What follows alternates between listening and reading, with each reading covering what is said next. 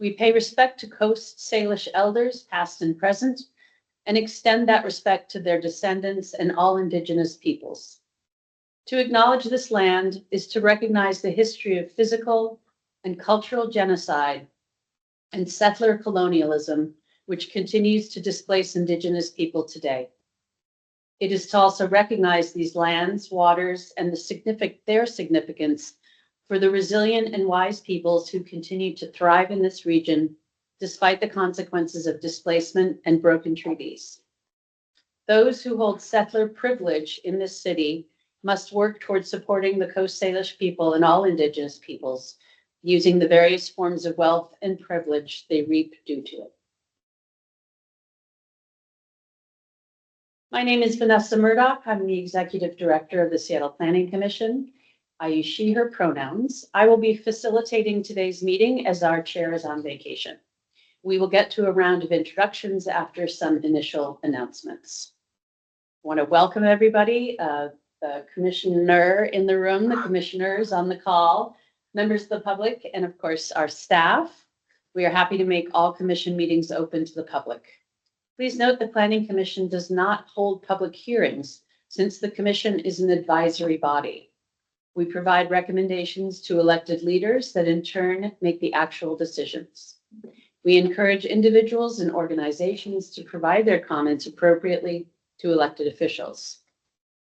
This meeting is a hybrid meeting, with some individuals participating remotely while others are participating in person in the Boards and Commissions room at Seattle City Hall. I'd like to move on to our color brave space norms.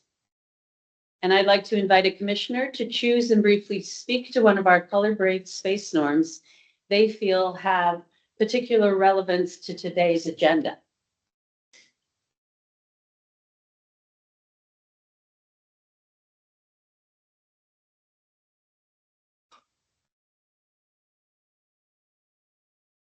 Vanessa, I can go.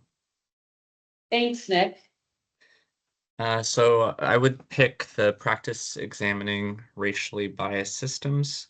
Systems are what are left after all the people in this room leave. I think that's apt as we move through our discussion to identify or continue identifying some of the issues or concerns that we as a commission have around the One Seattle plan.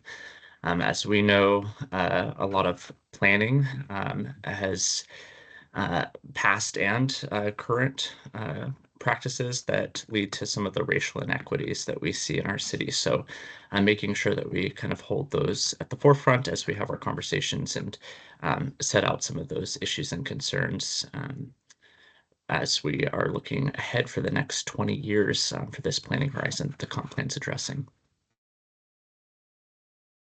Thanks very much, Nick. We have two agenda items today, commission business and an overview of comments and issues identified to date by the commission on the One Seattle plan and on the permanent legislation to implement House Bill 1110.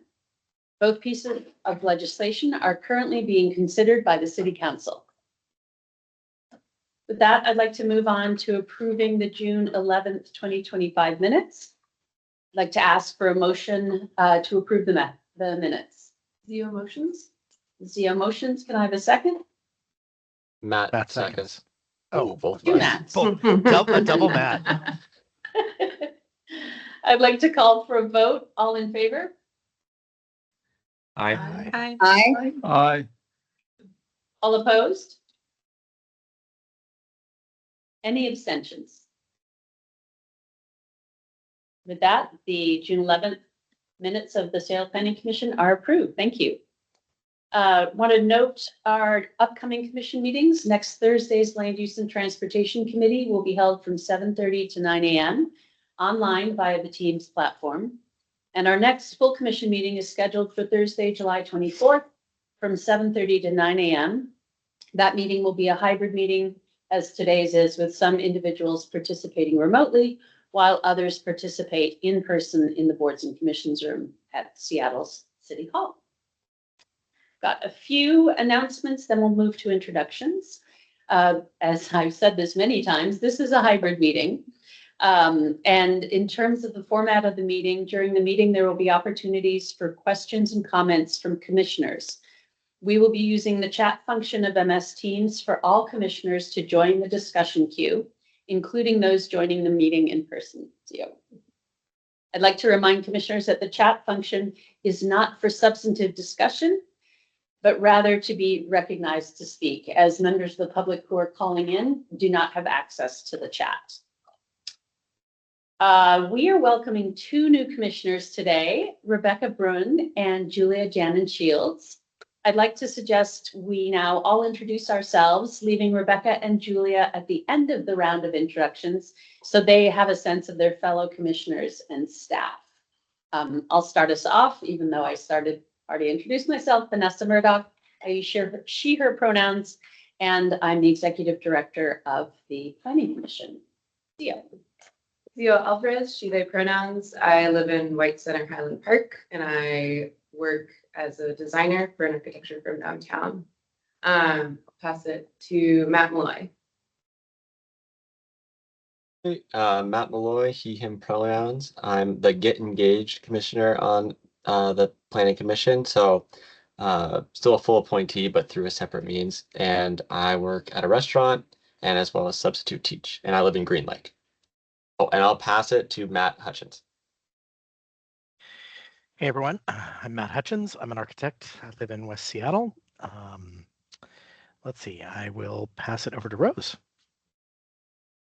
Hi, I'm Rose, they, them. Oh, Rose Luchello, and I live up in the overlap between Layton Springs and Northgate in terms of zoning, and I work as a wetland biologist and permitting specialist for Jacobs Engineering.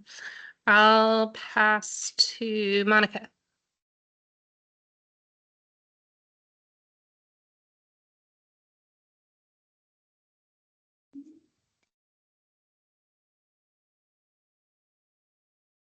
Rose, I'm not sure Monica is here, so let's move on to Nick. Sorry, Monica, we can see you trying to talk, but we can't hear you. Maybe we'll circle back. Okay. Nick Whipple, I use he, him pronouns. I live in West Seattle in the North Del Ridge neighborhood. And for my day job, I'm a city planner on the east side. How about Michaela? Hello, Michaela Deffern, she, her pronouns. I live in Capitol Hill and I work in affordable housing policy and planning. And I think technically I am the one and only chair of the commission for maybe a few more minutes or something.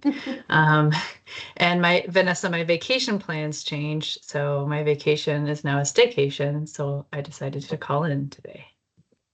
Thank you, Michaela. You do a much better job than I do. But I'm going to continue to carry the torch. Thank you for joining us. Let's try Monica again. Thank you. Can you hear me now? We can. Yes. Okay, awesome. Thank you. Hello, everyone. My name is Monica Sharma. I use she, her pronouns. I live in the Central District and I work in organizing and advocacy for equity in youth sports and physical activity. I may have missed somebody while I was gone. I'm going to pass to Cecilia if you haven't already gone. Hi, everyone. My name is Cecilia. I use she, her pronouns. I live in the Roosevelt neighborhood soon, hopefully, to be moving Capitol Hill. And for my day job, I'm a community organizer and I work on housing and transportation issues with a disability rights organization. And I will pass it to Deanna. Good afternoon. I'm Diana Quintanar. I use she, her pronouns. I live in Capitol Hill, and for my day job, I'm a multimodal transportation planner. Welcome to Rebecca and Julia. And I'll pass it over to Nick. I think Nick hasn't gone. Oh, I have. Maybe Andy? Andy. Hi, Andy Dannenberg, he, him pronouns, live in Northeast Seattle, and I teach at University of Washington in urban planning and in public health. Did Zia go yet? Yeah, we've wrapped up everybody except for the new commissioners and staff. Okay, So let's quickly move to staff. Olivia. Sure. Hi, everyone. Olivia Baker. I use she, her pronouns, and I'm staff to the Planning Commission. John? Hi, everybody. I'm John Hoy. I use he, him pronouns, and I am staff to the Planning Commission. Robin. Robin McGonigal. I use she, they pronouns, and I am also staff to the Planning Commission. Thanks all. Now let's move on to introductions of our newly minted planning commissioners. Rebecca.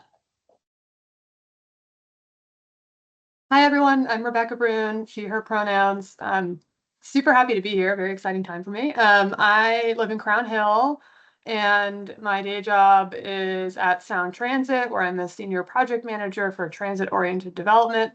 So my job is taking all of the agency-owned surplus property that's left over after construction of the light rail and redeveloping it into affordable housing. So I heard one Roosevelt resident. Cedar Crossing is one of my projects. I worked on the Capitol Hill project above the light rail station, currently working on some affordable home ownership projects in the Rainier Valley, and a new affordable high-rise that Lehigh is building in the U District on 45th and Roosevelt. So that's a little taste of what I spend my time on during the day. Thanks again for welcoming us. This is really exciting.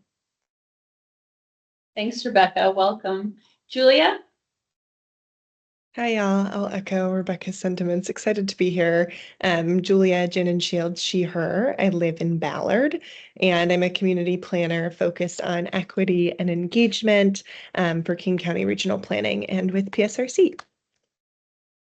Excellent. Well, welcome you both, and look forward to gathering in person, perhaps at our next afternoon commission meeting. So stay tuned for that. I'm going to go over some public comment protocol, and then I did receive one public comment that I will read. So we provide a few options to provide public comment in person here, at the meeting, submitted in writing to me via email at least 8 hours before the meeting, or offered on our hybrid meeting platform. If offering comment during the meeting via MS Teams, please raise your hand in the MS Teams meeting to be recognized to speak during the public comment portion, which is now.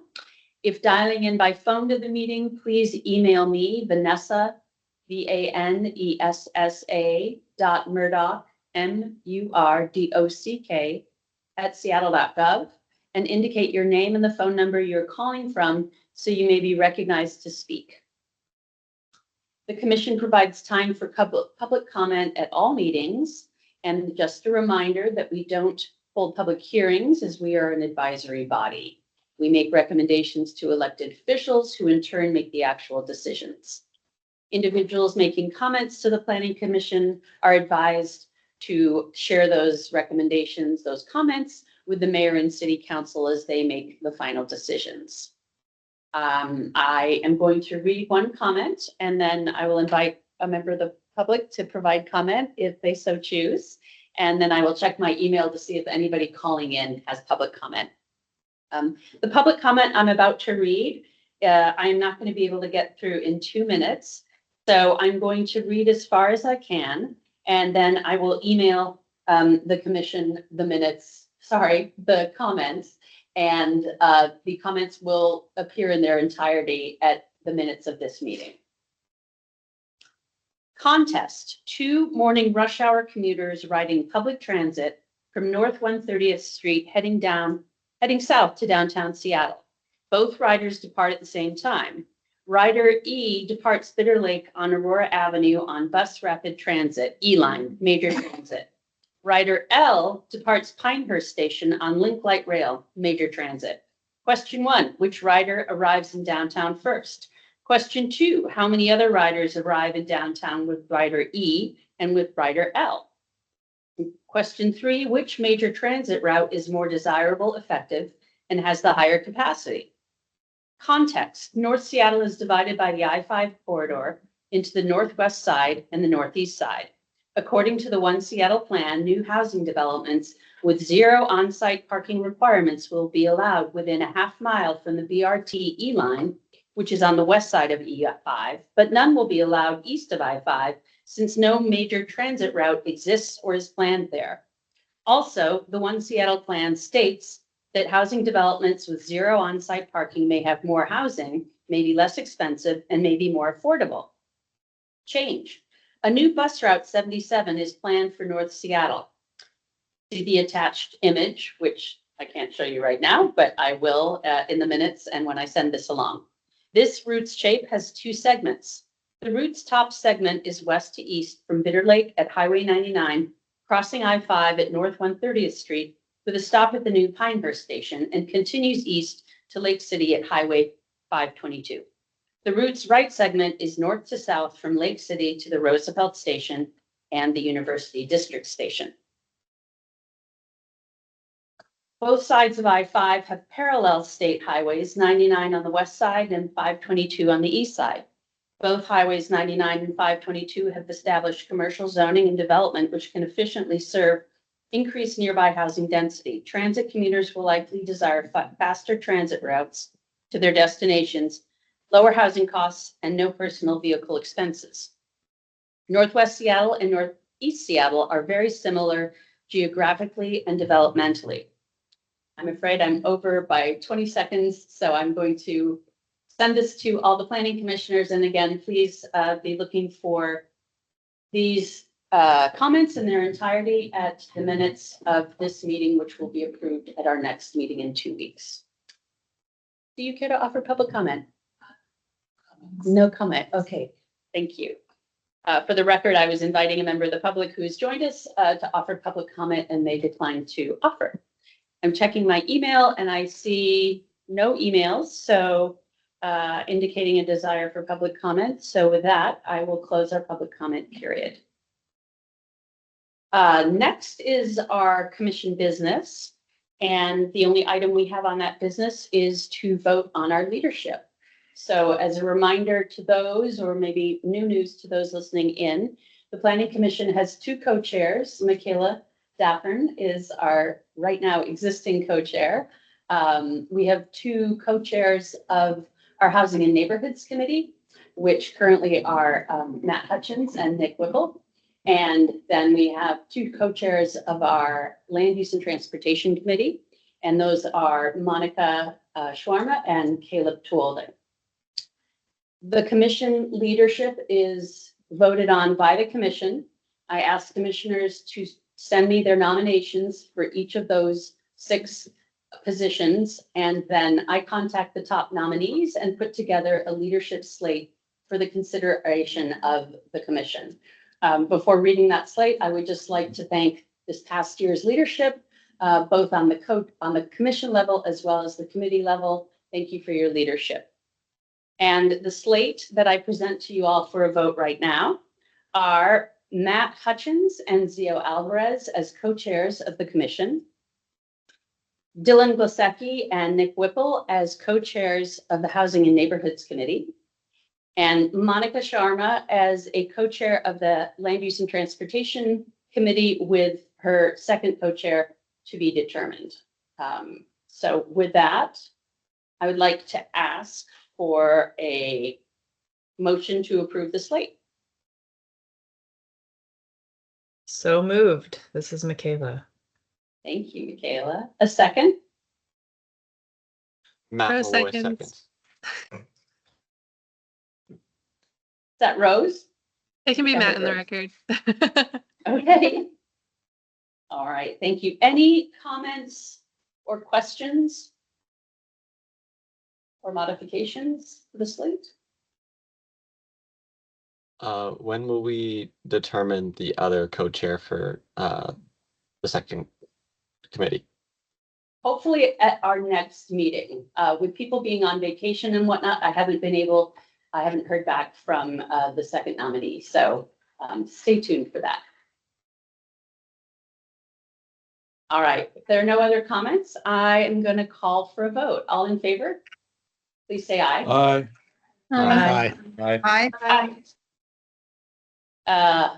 All opposed? And any abstentions? All right, our new slate is approved. Thank you all. This is a day of new things, new commissioners and new leadership. So looking forward to working with the new leadership as well as the new commissioners and the existing commissioners. With that, we're going to move on to our second agenda item, which is a discussion of the Planning Commission's comments and issues identified to date with the One Seattle Plan and permanent legislation to implement House Bill 1110, otherwise known as the Middle Housing Bill. Olivia Baker is going to walk us through a high-level summary of comments this body has made in regards to the One Seattle Plan and the legislation to implement HB 1110, as well as to share what Planning Commission staff have heard from council members as we have listened to the Select Committee on the Comprehensive Plan over the past several months.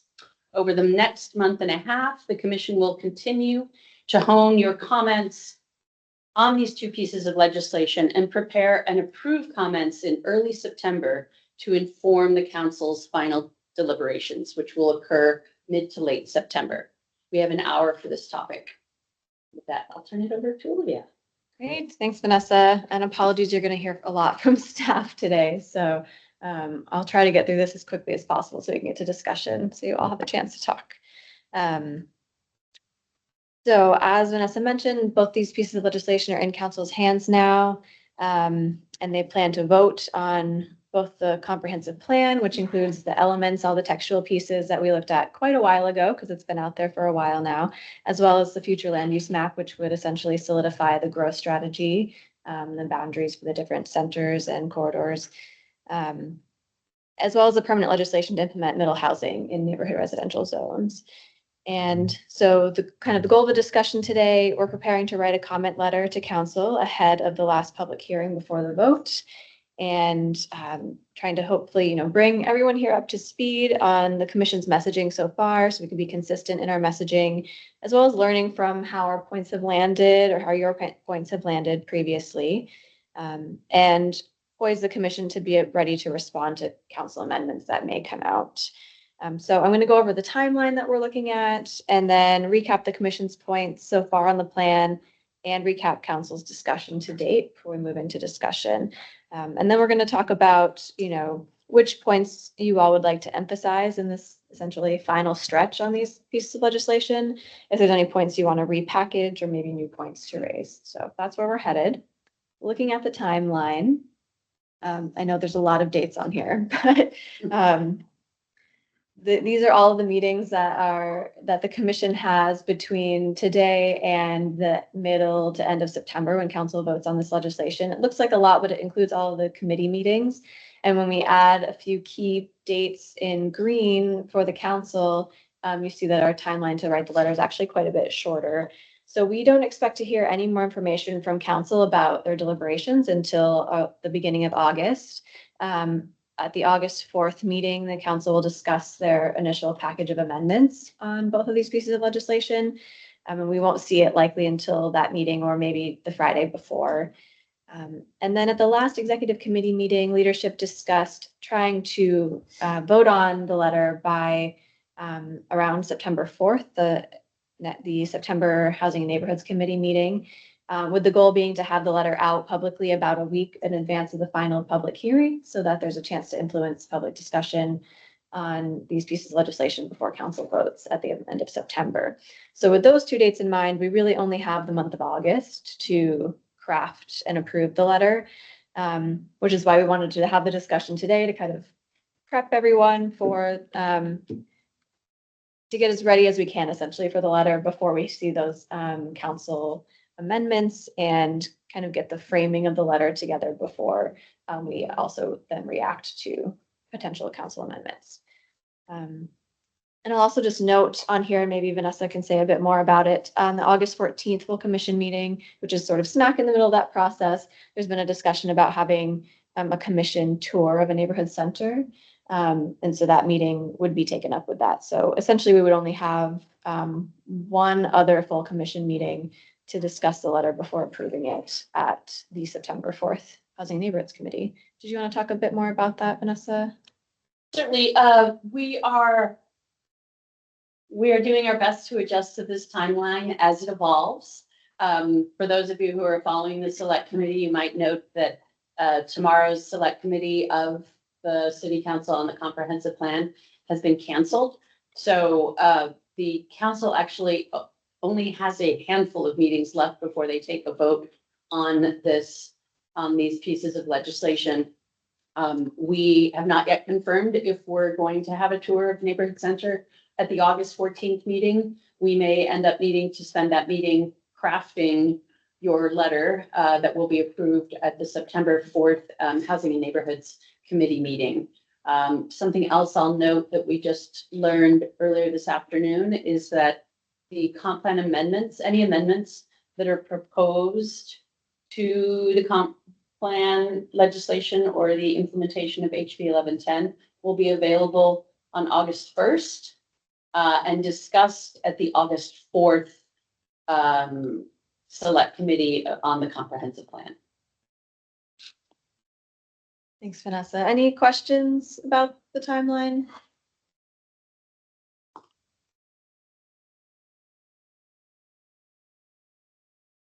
Let me just check the chat. I'm not seeing any. Okay, great. And we can always circle back if something comes up for folks. All right, moving on to the recap. So I'm going to start with commission comments to date. This goes back all the way to the earliest letters that the commission drafted when we first saw a draft of the comprehensive plan, as well as the early draft zoning. These points are all very high level, so there's a lot more detail behind each of these points in the actual comment letters, which we can link to the page where we have all of those online if people want to dig it back into those to look at the details. But just on a very high level, commission has made some overarching comments related to the comprehensive plan.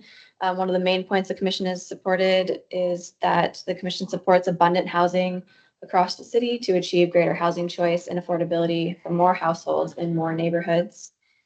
There were also comments early on related to racial equity in the plan, noting that while it was excellent that there was an identification of past harms in the plan, it's not enough without actionable policies specifically related to addressing past and current harms. The commission also pointed out that the proposed anti-displacement strategies in the plan are insufficient, noting that a lot of them pre-existed the plan and that there was a need for new and more in-depth policies and strategies. The commission noted that ideally the city would maintain or expand the density that's proposed in the growth strategy, and really wanted to drive home that any reductions in that strategy undermine the strategy itself and the city's ability to support this vision of more abundant housing and in more inclusive communities. A couple more overarching comments were that the plan should look further ahead and strategically seed growth for future development patterns that would benefit the city. So rather than just focusing on the current growth strategy being proposed, including policies that could help set up future neighborhood centers, for example, or future urban centers, so how to seed that growth in the future. And the commission also noted that the plan should include measurable metrics throughout the plan to evaluate performance and course correct as needed. Moving into some more specific subjects related to neighborhood centers, the commission noted that neighborhood centers are an opportunity to share or to show care for existing communities by expanding the hubs that already exist at the heart of neighborhoods. And that council should avoid shrinking boundaries on any of the neighborhood centers. They should consider expanding them or adding more that were previously studied, and really that they should rebalance to maintain size if any pieces are removed. Looking at corridors, the commission noted a concern about concentrating multifamily housing along arterials as a strategy. The approach really exacerbates health and safety and livability impacts for the city's most affordable housing type. And that if that strategy was to be pursued, it would be best to expand corridors to at least a full block from the arterial, if not further, to allow for housing choices that are still near frequent transit routes, but that aren't concentrated directly on the arterial. Related to neighborhood residential zones and middle housing, there were comments related to stacked flats bonus, specifically to remove the 6,000 square foot lot lot limit and to allow that 1.4 floor area ratio bonus throughout the neighborhood residential zones. Related to accessory dwelling units, the commission recommended that ADUs not be counted towards unit density limits. And related to measuring density limits on lots, the commission recommended that the city use the measurement of 1 unit per 1,250 square feet, rather than counting by a max number of units per lot. And I'll touch on that again a bit later as to how that plays out in the actual legislation. Let's see, still on neighborhood residential zones, the commission recommended that mandatory housing affordability not be expanded into neighborhood residential zones, and that the city consider developing a pilot program with the social housing developer to support economic feasibility of social housing development in neighborhood residential zones. Related to corner stores, the commission recommended that they be allowed everywhere, not just on corner lots, and that the city shape regulations on the use and operations of corner stores to allow as much flexibility of use as possible. And related to climate and the environment, I'll just note that in the last few comment letters, specifically the public hearing comments, which are very short by nature, we only have about a minute. The commission comments have been more focused on housing affordability and growth strategy, mostly in response to what the council has been discussing and what the public has been discussing. And so we haven't been focusing as much on some of these later points that I'm going to cover that were in the commission's broader exploration of the comprehensive plan. And so I'm just noting that to say that now that we're talking about the full plan again, we're going to have a comment letter that's kind of touching on the full comprehensive plan. It may be necessary to bring back some of these points if you think that some of them need to be elevated again. So on climate and environment, the commission suggested the city include more strategies to ensure an equitable transition to zero carbon energy. The commission noted a need to support equitable food systems, to articulate a clear and strong commitment to earthquake preparedness, to discourage additional growth in flood-prone areas. Wanted to note a distinction between environmentally critical areas, noting that different types of ECAs require different mitigation and therefore should be treated differently in the code. And then also a broader point that added density is itself a climate strategy. So while sometimes in the public discourse we've heard concern that adding density will impact the environment, will cause stress on habitats, and other concerns related to density, that in fact adding density can help reduce sprawl, can allow people to live closer to where they work, and can support the use of more sustainable transportation means. And so it is in itself a climate strategy. Last page on recap for the commission comments related to transportation. The commission recommended that the city elevate safety and the transportation element to the top goal in that element. The city plan for more complete streets, that it incorporate travel demand management into the plan, and that it really emphasize mode shift and provide trip reduction detail in the plan. Related to parking, the commission has taken the stance that the city should remove minimum parking requirements entirely and let the market decide when parking should be built. And related to public health, the commission noted that the city should consider noise pollution when assessing public health impacts, and that the city should incentivize the creation of buildings that promote health and well-being through policy and code. So that's a really quick whirlwind run through everything that the commission has said about the comp plan so far. Again, there's much more detail on the website in each of these documents. Now I'm going to run through what the council discussion has looked like so far on these topics, just to get a sense of what we think may come up in amendments and that the commission may want to consider preparing for in the comment letter. And then we will move into discussion of what you all would like to include in this next comment letter. So I'm going to touch really briefly on the council's proposed work plan. This was included in the interim legislation on HB 1110 and middle housing. And this was essentially what council identified as the points they wanted to consider when they were preparing the permanent legislation. So they had an item on reducing displacement pressure, They touched on that conversation I mentioned about residential densities and how they should be counted. This is important because there's a discrepancy between the interim legislation, which focused kind of on like the letter of the law out of HB 1110, allowing 4 units per lot or 6 units per lot near transit. Whereas the permanent legislation as proposed by the executive uses that 1 unit per 1,250 square feet rule. And really the difference there comes down to the need to lot split if you're taking advantage of a large lot. So under interim regulations, unless you were to split up a lot, if you had, say, a really large lot, you could still only have up to 4 units or up to 6 units on it. And so the other strategy just is essentially a bit more streamlined for using large lots. They also plan to consider the question of whether or not accessory dwelling units should be counted towards density limits. They wanted to look at consistent and appropriate thresholds for street, alley, driveway, and pedestrian improvements.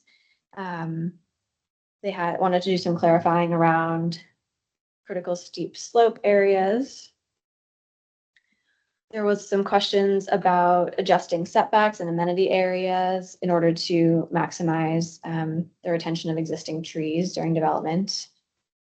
There was an item related to the city's mandatory housing affordability program and considering whether that should be expanded to neighborhood residential zones. And the council suggested they'd like to do some additional analysis on that. There was an item about supporting a diversity of housing options near public amenities, goods, and services. An item on modifying the off-street parking requirements. And then finally, one related to cladding and outside and like exterior building materials for historic districts and landmarks. So that was their work plan related to the middle housing legislation. And then finally, just a couple more slides about their broader conversation that I think is relevant for you all. There's been an ongoing discussion about the issue of infrastructure concurrency. This has been raised both by members of the public and members of council. A concern about adding density where there are gaps in infrastructure, such as sidewalks, sewers, and water lines, without a clear plan for addressing those gaps or who will pay for implementing that infrastructure. Since that initial conversation, council did pass legislation on infrastructure cost savings, which is essentially a cost share plan with SPU and private developers. That largely addresses like the sewer and water line concerns. It doesn't touch on the sidewalk concerns. So we may still see amendments related to that piece.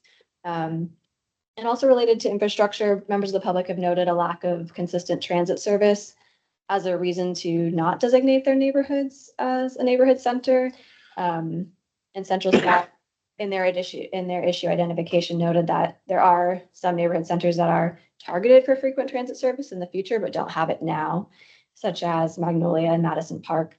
And so they suggested that that's something the council could consider when determining whether or not to remove neighborhood centers or adjust boundaries. People have also been focused on the gap between housing targets set by the state and the county and the proposed development capacity. I think there's been some confusion about the difference between those numbers and concern about why the proposed development capacity is so much higher than the housing targets that are set for the plan.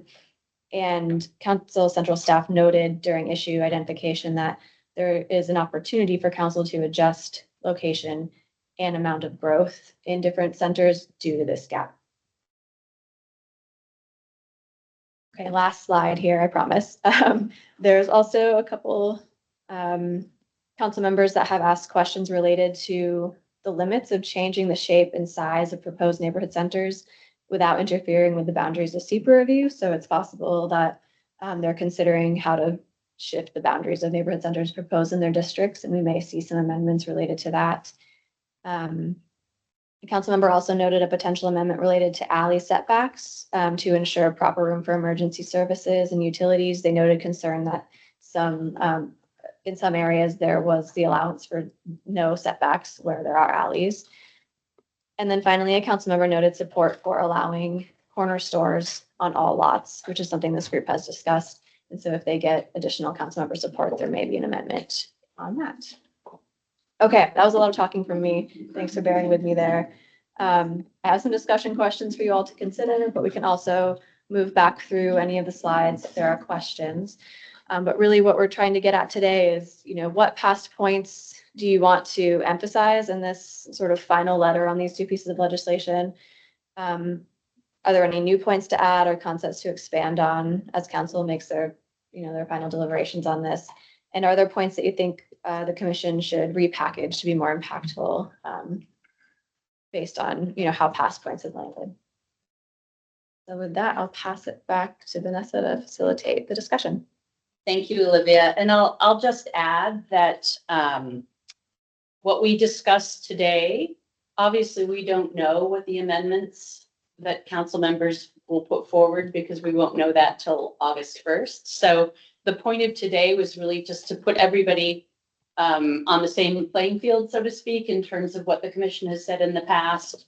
A reminder to us all, because we've been at this for a couple of years now, and to focus on points that the commission might want to emphasize. This is not the end of the discussion. We'll be discussing throughout the month of August, whatever your reactions and recommendations regarding whatever amendments council puts forth to the One Seattle plan, as well as to the implementation legislation for HB 1110. And with that, I invite questions, comments. A reminder to please just put your name in the chat or raise your hand in Teams.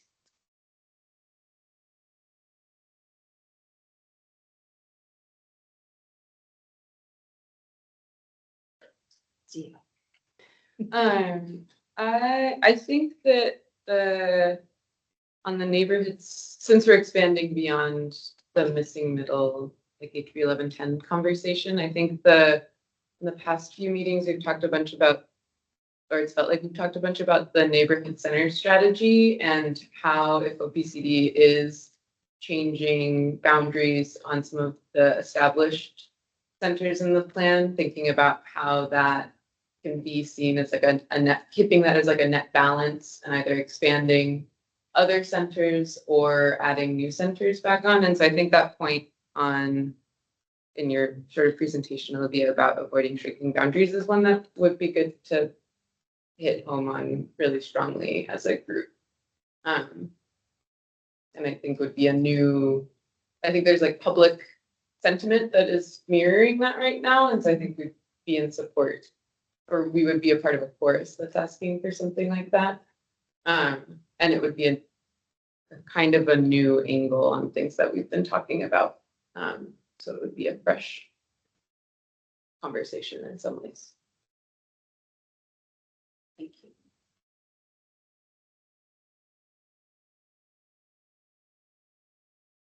Michaela. Just watch. I don't have a comment. I was just wondering if you could go back to the slides that talk about the most recent council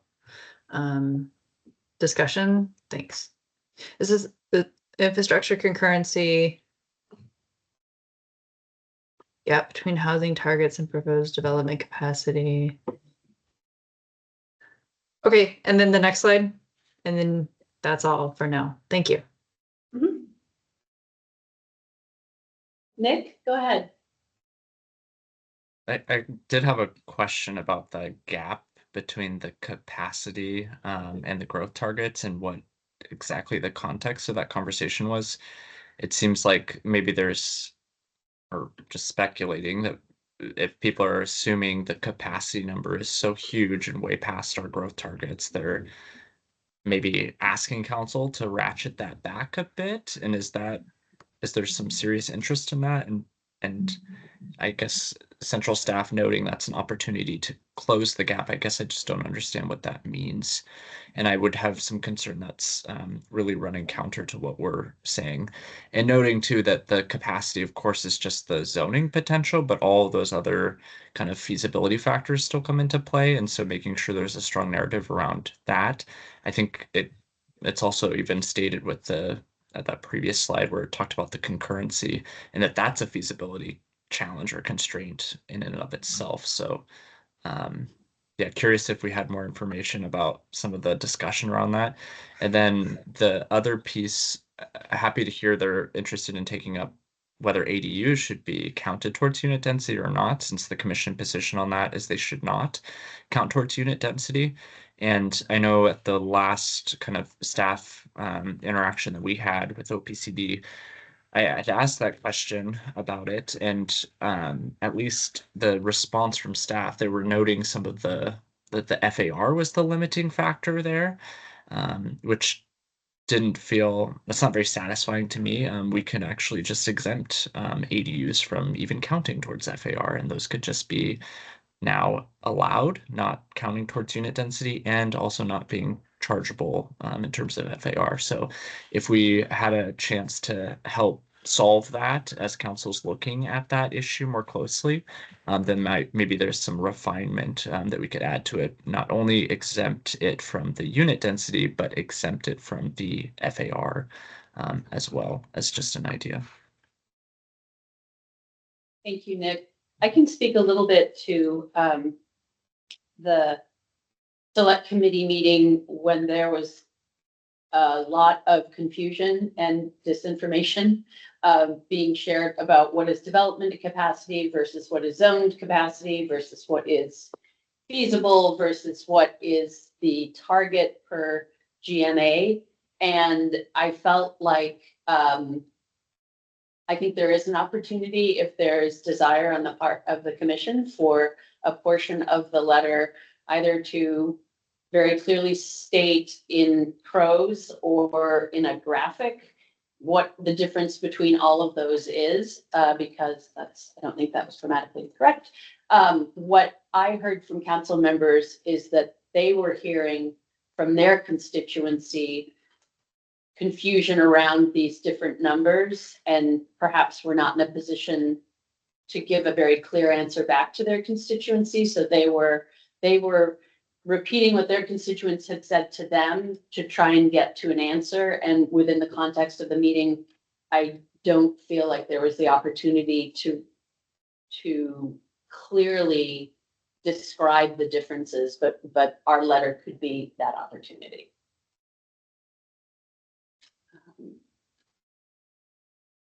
Matt has a comment. Please go ahead, Matt. Yeah, I just wanted to highlight, Nick, I think that there's actually a conflict right now on the books. The new ADU legislation says that ADUs are free or not counted towards FAR, and the other new legislation says that all structures on the lot are. So it's actually an internal conflict within the current code. So they have to clean it up. So they can clean it up in the way that supports ADUs. That would be great. Thanks. Thanks, Matt. Michaela and then Rhodes. Okay, thank you. Going back to the conversation around housing growth targets versus capacity, I think you've got two folks on the planning commission, myself and Nick, who know that topic really well, who can speak to that. Because there is a third layer, which, can you go back one slide? Isn't in that bullet, which is the housing need allocations. So Seattle has to plan for their total housing growth target, which is one number. They have to provide, then they have to provide sufficient capacity for and plan for and accommodate their housing needs, which is that number broken out by income level. And in order to achieve those housing needs and that growth target, you need to have abundant and sufficient capacity that exceeds those numbers. But when you're sizing your infrastructure for your roads, for your sewer, you need to use your total housing growth target as the assumption in your plan for those numbers. So it's a little bit complicated, but not that complicated. And I think we could put together something cogent in the letter to help provide some clarity on that.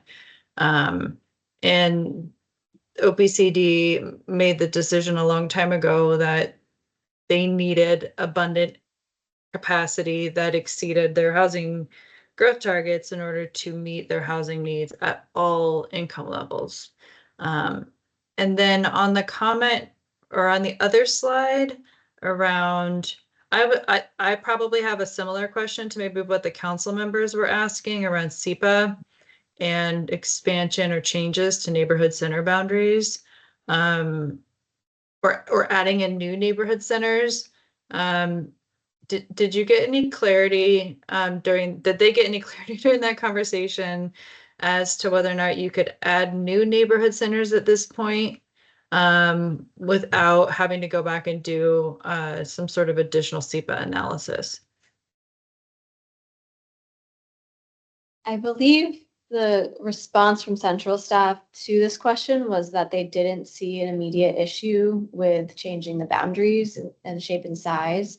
I would have to look back at the EIS, the final EAS, but I believe that more neighborhood centers were originally studied than what are included in the growth strategy as proposed. So I think they could work within those boundaries of what was previously studied, if they wanted to add new ones. I would also say this wasn't raised by central staff, but I had the thought during this conversation that they would potentially be limited by the language in the growth strategy itself about the shape and size of neighborhood centers. So I think if they wanted to change the size of them dramatically, they may also have to revisit the actual language in the plan, because it is quite specific as to like the number of feet or the sort of walk to shed included. So that could be a limiting factor as well. Okay, yeah, I just want to echo the idea that we comment on this as well and join that chorus of all of those other voices who are asking for it. Thank you. Thanks, Michaela. Rose. Hey, go yeah, ahead. so my comments are mainly along the trend that it seems like most of the points brought up by council or central staff or discussion has been around like reasons that to me sound like they're leaning towards reducing boundaries and or removing more neighborhood centers. And so I think I just want to highlight that all the points the commission came up with before are still super relevant. And for things like infrastructure concurrence, I would point at our prior conversation about needing to plan for future rather than being short-sighted, right? Because like if we plan for neighborhood centers, that's more of an argument to push for infrastructure investments, to push for rapid transit or other transit supporting measures, right? So I guess I would just say that on a lot of these points, it seems like we should use what we've already written to sort of rebut any potential reductions or boundary or like negative boundary changes. And then I also want to make sure that we continue to keep environmental justice, equity, and accessibility at the forefront of our response letter. Thank you, Rose. I'm going to jump a little bit because Nick has a comment related to Michaela's capacity target comment, and then we'll go to Matt with a comment on our comment question on corner stores. So go ahead, Nick. Yeah, it was just brief. One strategy, if we are thinking about, I don't know, coaching with our letter, is just helping understand or helping community understand more what our sort of current rate of production has been, both in the neighborhood residential areas as well as, you know, some of the growth areas in the city, and then highlighting kind of what the expected rate of development is going to need to be on an annual basis to meet our target, and help them understand too that whole err on the side of you really do need to plan for a lot of capacity, because we have set an ambitious growth target to meet. And so at least if we can tie in, like, you know, we've been producing as a city this many units on an annual basis. The clock started, I believe, in 2019 for Seattle's kind of target. And so it would even be helpful to understand, are we already behind the pace that we have now set for ourselves? And then this is one way to help kind of solve or make sure that we can meet what we've committed to meet. In addition to, as Michaela noted, our 1220 needs, which is planning for the housing units at different income bands, which is also critically important. So just a strategy, if we wanted to elaborate more on a letter, I'm happy to workshop that with Michaela or others if that's the direction we want to go. Thanks, Nick. I'm gonna jump over to Zio, and then we will come back to you, Matt, just to continue the thread that we're on. I just want to add to that. I think we should also try and frame that in like why we set those targets and like the kind of city and that we are trying to be when we set those housing targets. I think in some like more lay person rooms that I've been a part of conversations about growth targets and affordability, there's this sense of like, well, the state hands down this number and then we have to meet it. And like, that's how we're establishing our housing development goals. And it's like, I think it's a much more like interesting and human and relatable conversation if we say like, we are trying to be a city where like teachers and grocery store workers and like childcare folks can live and can be like members of a neighborhood, rather than just saying like these are the targets that are set by the state. So I think like linking that back to the like lived experience of a city that produces feels like a more powerful storytelling tool for us. Thanks, Zio. Yeah, I think the more you all can present your arguments in terms that are relatable and really breaking down kind of the perceived confusion about who controls what and what are the difference between all these targets and what is the human side of all of these numbers? What does it result in? So I'm gonna go to Matt M and then Matt H. So go ahead, Matt Malloy. I just want to check, does anybody else want to put a comment on this before I change topics? Okay.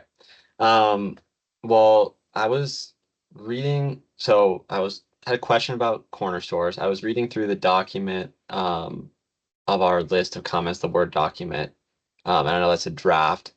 And in the draft, there's like council members that are interested in certain amendments, possibly.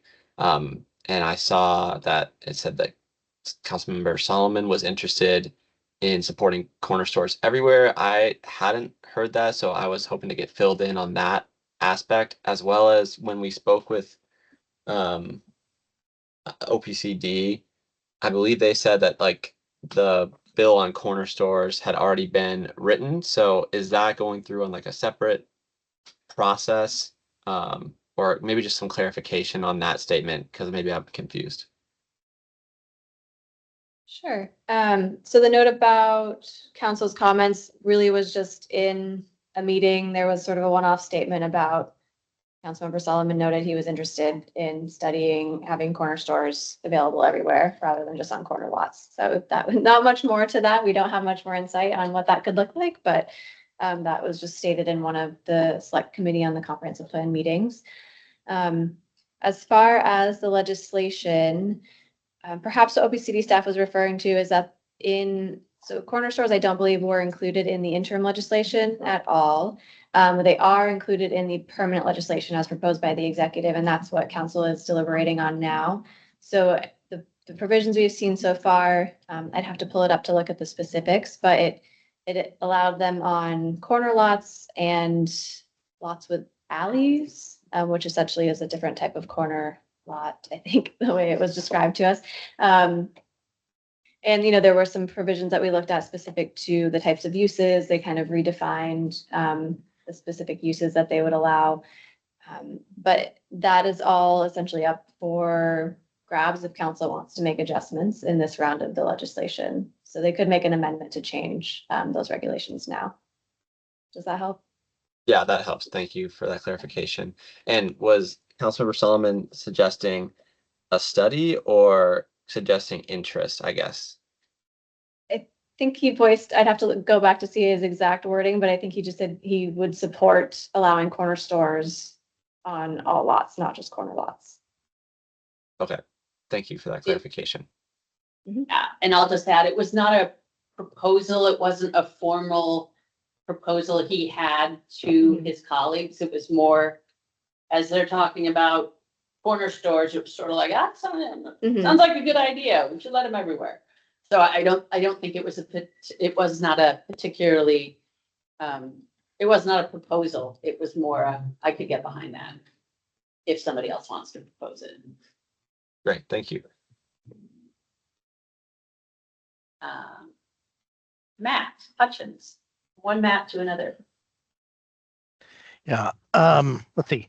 I think that one, I think part of our effort should be keeping council's eye on the ball with regards to like where affordable housing, like deeply affordable housing, really will be produced, and it's not it's not urban neighborhoods. A lot of the discussion in council chambers has been about, well, where's the affordable housing going to go, and and we haven't even really addressed that with the comprehensive plan, because we haven't done any of the planning for regional centers and urban centers. I want to use that argument also to talk about how important it is to make sure that neighborhood centers, which will have the zoning to support buildings large enough to be viable for our typical paradigm of nonprofit developers to make use of those sites.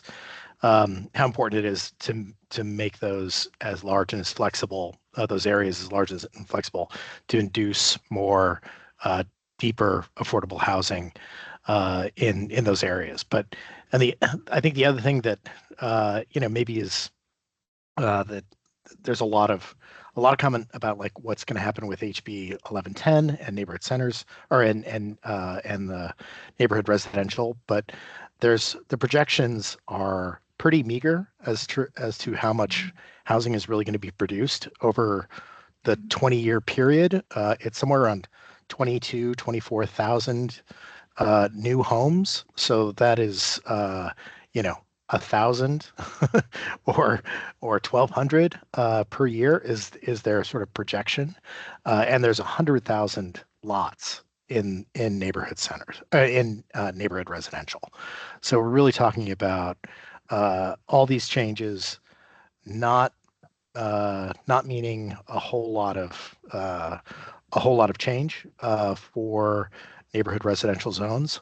I did also want to point out that in the recent study that Echo Northwest produced about neighborhood residential, there are two maps that show kind of the distribution of where they expect development to occur, both the single family ADU, DADU, and other middle housing types. And it was heartening to see that was mostly in areas that the city would classify as sort of high opportunity, high access to opportunity, and low displacement risk areas. So that was actually a good thing. I don't know if it was like really intentional in how they built the policy, but there wasn't a whole lot of viability of projects where we also see populations that have been really vulnerable to displacement. So that's it. And yes, I can circulate that study. Thanks, Matt. Michaela. So going back to our comments during the last 3 years about the need for the comprehensive plan to begin to repair and address harms from past racially exclusive and discriminatory housing and land use practices, I think that neighborhood centers are one is one way that the city can begin to repair harm. We have wielded our zoning tools over the past many decades to exclude people from communities. Economic exclusion. We've zoned our way into neighborhoods that are not accessible to all people, and we have excluded certain families from different school districts and access to parks. And not only can our neighborhood centers be places where we could potentially see some affordable housing developers build buildings, We could see multifamily housing types that will have elevators in them and be accessible to folks who have mobility limitations.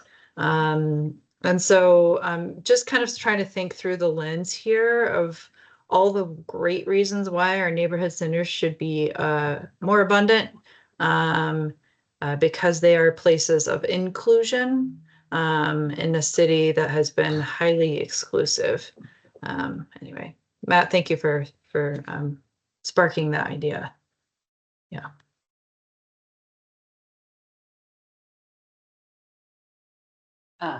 Rebecca. Hey, my first comment. Yeah, just kind of piggybacking off of Michaela, I think that I agree that from what I have heard in council meetings and from public comment, it does seem like they're looking for approaches to scale back kind of the growth that's outlined in the plan.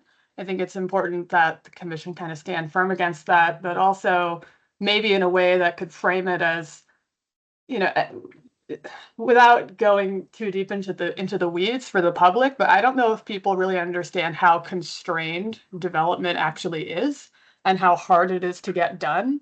And so framing these, you know, these zoning changes in these neighborhood centers as kind of a positive tool, right? Like there are so few levers that we actually have to encourage the development that we want to see.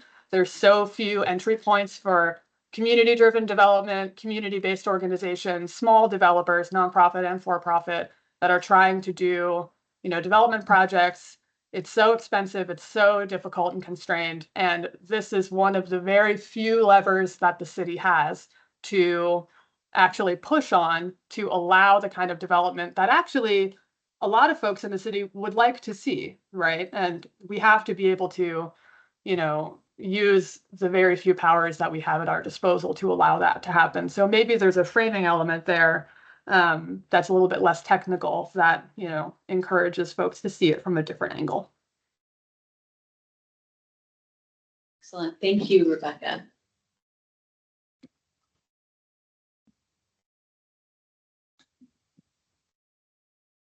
A reoccurring theme that I have heard today and then in previous meetings is how to show the public and council all the positives of neighborhood centers, of what they can do, of how inclusive they can be, of how they can help realize the vision in the comprehensive plan of a more equitable and accessible city.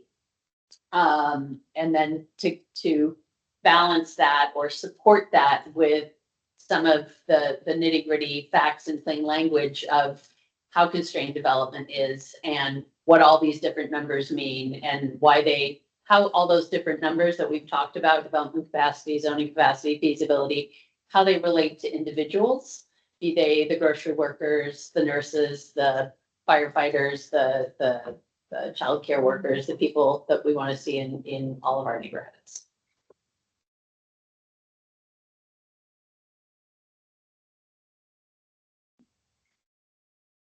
Zio. I have a question to other commissioners on the corridors piece.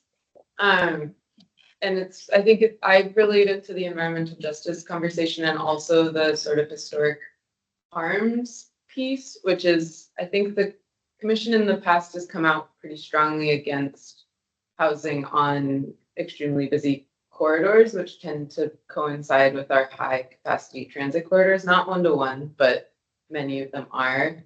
And I think there's a little bit of tension in the 2 points in Olivia's presentation between coming out against putting significant capacity, which the current plan is doing along frequent transit corridors, and then pushing for more development along those corridors, though further into the neighborhood and perhaps closer to the other amenities and services that the neighborhood has.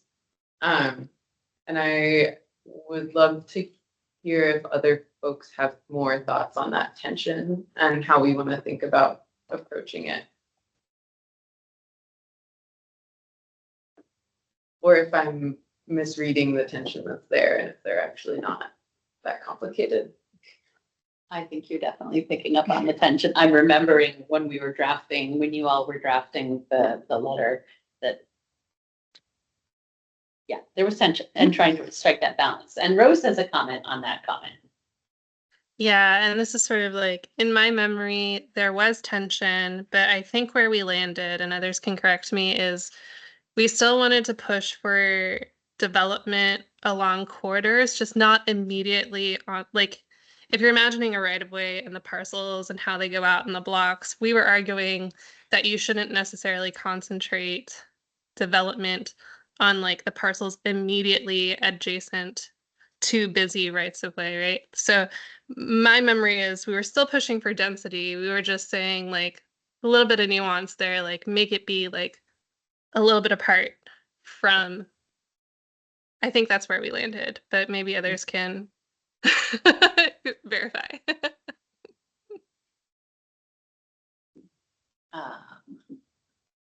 Matt, and then Nick, and then Michaela.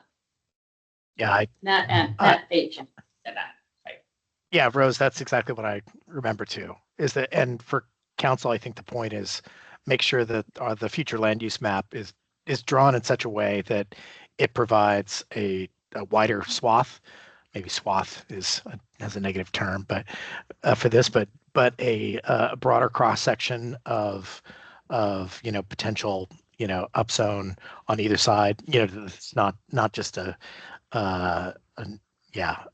very, very narrow, like one block face adjacent to the highest hazard roads, and really stretch it out so that we have flexibility to add housing that's close to transit, but not on freight lines. I think I absolutely support that. Thanks, Matt. Nick, do you want to elaborate on your comment? No, I think that was my recollection as well. Okay, great, thank you. Michaela. Same thing. That's what I was going to say. Excellent.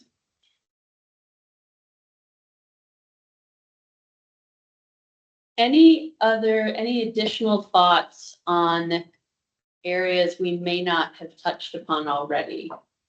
Or any folks on the call who haven't chimed in yet?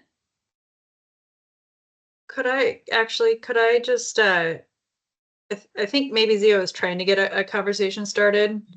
And could we just circle back to Zio to see if, was there something front of mind for you that you were thinking that's bothering you about that comment? No, I think I agree with where we landed on, and I'm also trying to keep in mind that, like, there are frequent transit routes that are not like Aurora, and the like. But I think we've tried in the past. It's felt like we've pushed council and OPCD towards nuance, and I think thinking about all the comments that were previously made gestured towards nuance to me. So I think that's great. Thanks. Go ahead, Michaela. Unless you just. Is your note in the chat? That was it. Okay.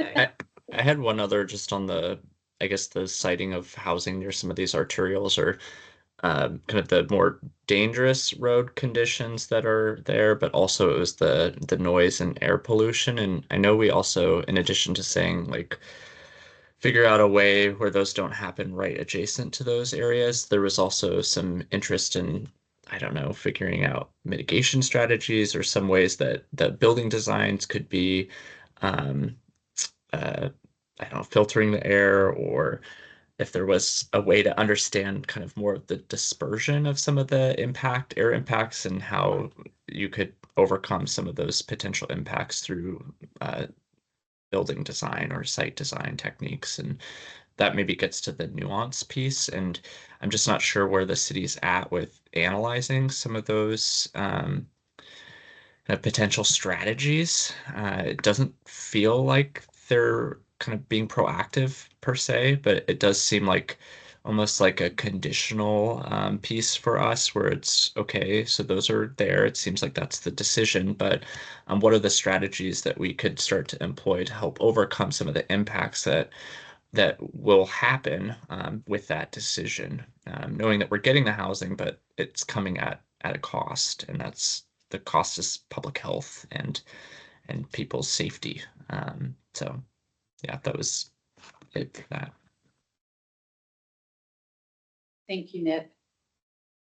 Yeah, I'm remembering discussions about even siting of buildings where the buildings sort of have their back to the arterial as opposed to their entry on the arterial, and having the back of the building actually act almost kind of as a wall, and so that the ingress and egress on a daily basis wouldn't be right onto the arterial, but rather onto more of a neighborhood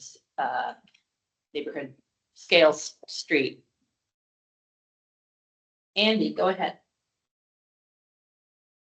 If I can bring up something that's a little bit peripheral, but I thought was interesting. You may have seen there was an article in the New York Times about some of the ADUs that were being connected by a bridge to match the rules of whether it had to be connected or not. I see Matt smiling at that. Is that an issue we have any interest in, or it really doesn't hurt anything if some of that occurs, or is that becoming obsolete as they're changing the wording of what's allowed for an ADU? Obsolete. You no longer have to attach. You can have two detached ADUs if you wish. So any configuration Okay. is available. Do you see any harm in it, or it's sort of interesting but really not important? It was just a weird machination response to the building or to the zoning code, but it'll just be like one of these things that like in 50 years will be like, why are these two connected by a bridge? Won't make any sense. But anyway, it's okay. Superseded. Yeah, good. Thank you. And we were briefed by OPCD too that that's actually a state mandate that they had to respond to. House Bill 1337 requires that cities provide at least 2 ADUs or allow for 2 ADUs on every lot, whether attached or detached. But I read that article too, Andy. It was entertaining.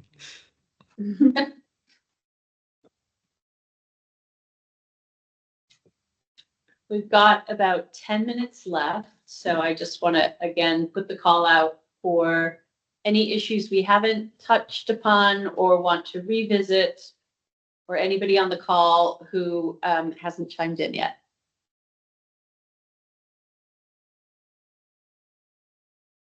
And again, this is not our first nor our last bite at this apple. We've been eating this apple for a couple of years now, so go ahead, Matt Hutchins. Okay, I feel like I'm talking too much, but nevertheless, one thing that I think is hasn't been a blind spot, but because we've focused on it quite a bit, is just the fact that we still have a parking mandate in more than half of the neighborhood residential zones. It's really going to depress or affect the number of units that we can expect outside of a half mile of the major transit.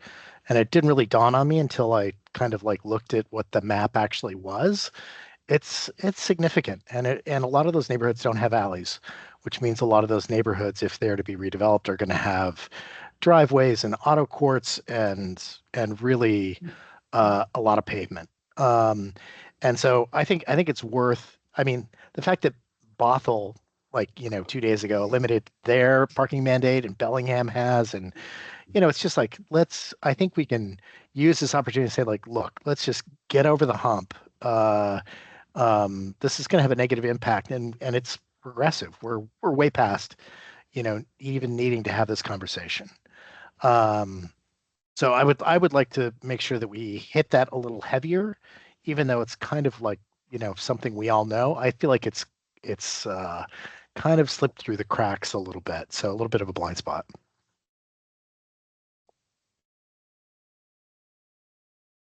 Thanks, Matt. And as I'm thinking about this letter, I'm thinking we want it to be concise and not go on forever. However, I think it could benefit from some visuals like the map that you just mentioned that shows how many, the areas of the city that will require park, areas of neighborhood residential that will require parking and those that don't, and pointing towards that's yet another constraint on development. And that's been another theme, like there's so much constraint on development. Let's take off the constraints that we can. Matt M. Yeah, I think we've well covered the reasons why abolishing parking mandates would be beneficial for housing. And so I know we have enough resources to amply support Matt H's comments. But I do think emphasizing that issue would provide council, providing that recommendation to council again, it would be an opportune time for them to act on it, given that we're already at the end of this process, and an amendment to something like that could avoid a lot of pushback. So I think strategically it makes sense to hit that hard. So I'm echoing Matt, and also I think that council would respond well to that at this time if they're interested. Excellent. Thanks, Matt. Nick. One other just framing piece when we're talking about council discussing whether there should be further reductions. It's just that notion of every block matters, and just trying to reinforce kind of what it signals when they are trying to carve out even just one block, and just reinforcing it's not just, you know, how many homes can be built, but it's really limiting who gets to have a future in our city, and who gets to live here, or who's excluded from here. And so just trying to reinforce that point. And I think Michaela had done that at a previous meeting. And I thought that was a really, really good way of trying to frame it. And I think even just the comments that you were sharing about council and central staff discussion and community concerns, it's almost like they're choosing exclusion, which is like, but disguised as caution, or just, you know, wanting to be responsible.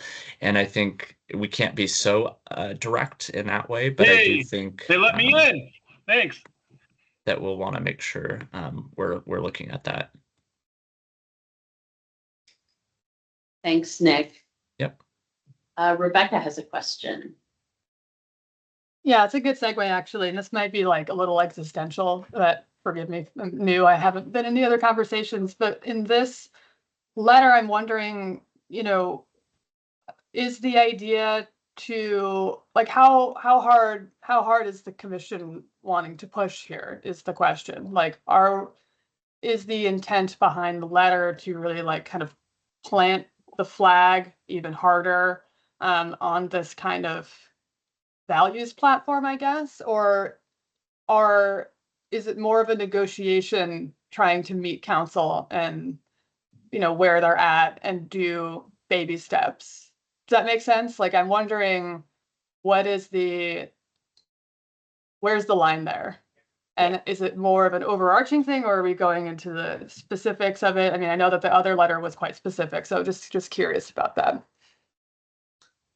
It's a great question, Rebecca, and I think very timely one. I think when we first came out with, when the commission first came out with their comment letter on the draft plan, and then the zoning implementation that came out in December, the commission was really pushing the city to be more visionary and to be more bold and to go above and beyond what the state was requiring. And then there was a shift where commissioners started talking about protect the plan we have and don't champion the plan we have and don't let it get more eroded. So I think that's a great question for you all to contemplate in advance of our next meeting, of what is that balance you all want to strike in terms of protecting what's there and not have it nibbled away, or returning to the more need to be bolder, need to be richer, bolder. I will also add, and I know that Dylan Dylan G has a comment here. I will add also, there's a bit of a risk in suggesting at the 11th hour that council completely undo the plan, and I think that's going to be a bit of a tension for the planning commission to think through in terms of on one hand urging to keep the plan as it is and not make amendments versus make the plan stronger. So I don't think the commission is going to be able to say, don't make any changes except for the ones that we suggest, for example. So I think that it will be a great conversation for us to continue at our next meeting of what is that balance we want to strike. And I will turn it over to Dylan G, perhaps for the last word, because we're at 4:29. Hey, yeah, can you guys hear me okay?